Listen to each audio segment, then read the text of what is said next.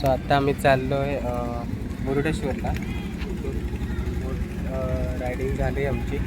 आता मी इथून किती 28 किलोमीटर आहे. So let's go. आता तिकडचं दाखवतो तुम्हाला. दर्शन त्या साईडने आहे, त्या साईडने महाप्रसादासाठी आहे. सो आम्हाला फर्स्ट टाईम आलो, सो एवढं आयडिया नाही कुठून जायचं आहे काय. आणि ते मेन गेट, ते गेटवर ते लिहितात ना, तर त्यांच्या लँग्वेजमध्येच लिहिलं आहे. सो हां, सो त्याच्यामुळे आपल्याला काही कळत नाही, म्हणजे त्यांच्या लँग्वेजमध्ये इंग्लिशमध्ये पण नाही. आपल्याला सगळं सारखंच वाटतं. सो ही गेट आहे. मला वाटलेलं की हे दर्शन म्हणजे वर लिफ्टने जाऊन दर्शन घेणं ते वेगळं असेल आणि दुसरी गेट, एंट्री गेट वेगळी असेल. सो ओके, इथून जायचं आहे. सो आता मी बॅगमध्ये असतो पोचलो इथे मुरुडेश्वर मंदिराच्या बाहेर आलं आणि इकडे लोक जात आहेत. इकडे बाहेर दर्शन घेऊन आले ते लोक. आणि हे मुरुडेश्वर मंदिराचं बाहेरची बाजू आहे. आतमध्ये शूट करायला नाही आहे, परमिशन नाही आहे, कॅमेरा वगैरे नाही अलाउड आहे. त्याच्यामुळे आतमध्ये काही शूट करायला नाही मिळालं. बट बाहेरच्या साईडला आम्ही शूट केलं आहे जेवढं होईल तेवढं.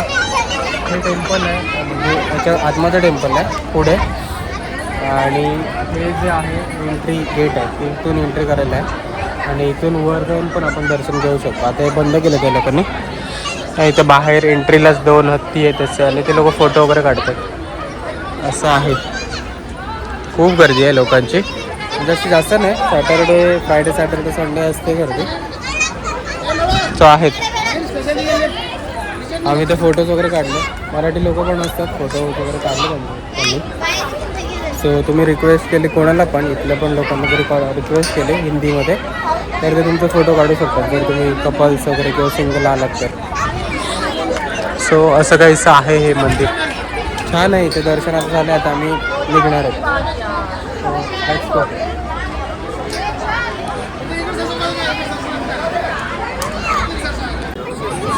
सो आता आम्ही पोचलो मुरुडेश्वर टेम्पलच्या बाहेर आहोत. आणि ते छान ग्रीनरी आहे पूर्ण आतमध्ये. ग्रीनरी म्हणजे आर्टिफिशियलच आहे, बट छान आहे. म्हणजे आत बाहेर तुम्ही इथे असं बसू शकता फॅमिलीसोबत आलात वगैरे तर. आणि इकडे टेम्पल आहे मागे, दाखवतो तुम्हाला. होय, साईडला. सो मागच्या साईडला असं मंदिर, इथून तुम्ही बघू शकता मूर्ती.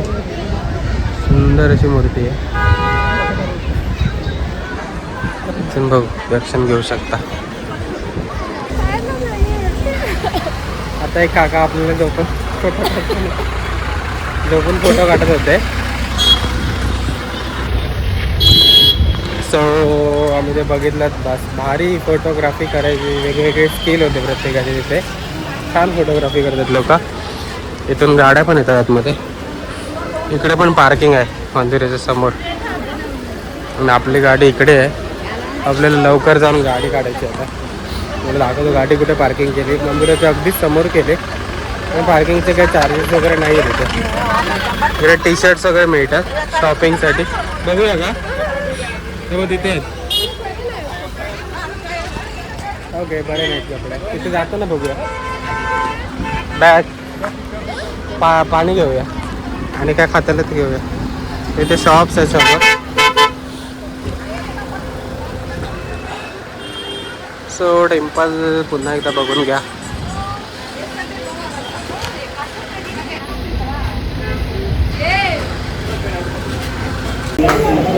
सो आत्ता वाजले 3 आणि मध्येच आम्ही थांबलो आहे होन्नावरला. आणि इथे आम्ही आता जेवण मागवलं आहे. फिश थाली मागवली. 160 रुपीज आहे फिश थाली. सो तर आम्ही बघणार आहोत किती क्वांटिटी किती आहे, किती काय वगैरे, आणि टेस्ट वगैरे बघून पुन्हा जसं मागवणार आहोत.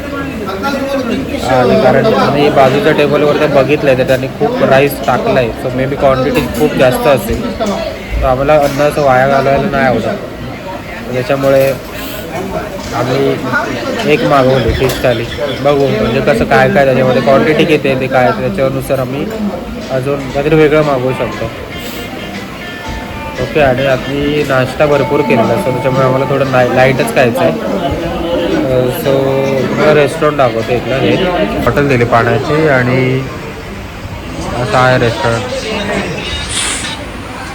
ही फिश थाली आहे जी आम्ही मागवली आहे. त्याच्यामध्ये एक फिश आहे, इथे सुकट आहे आणि खोबरा आहे, कढी आहे भरून एवढी आणि सो ही एक थाली मला वाटतं दोघांसाठी भरपूर होते. आणि वाटल्यास तुम्ही राईसवर अजून मागवू शकता. So that's it. बघतो त्या टेस्ट करून तुम्हाला सांगतो. सो आता आम्ही निघालो आहे. हे रेस्टॉरंट होतं. सो हे रेस्टॉरंट होतं, याचं नाव आहे Karavali grand authentic seafood restaurant. आणि हे आहे होन्नावर.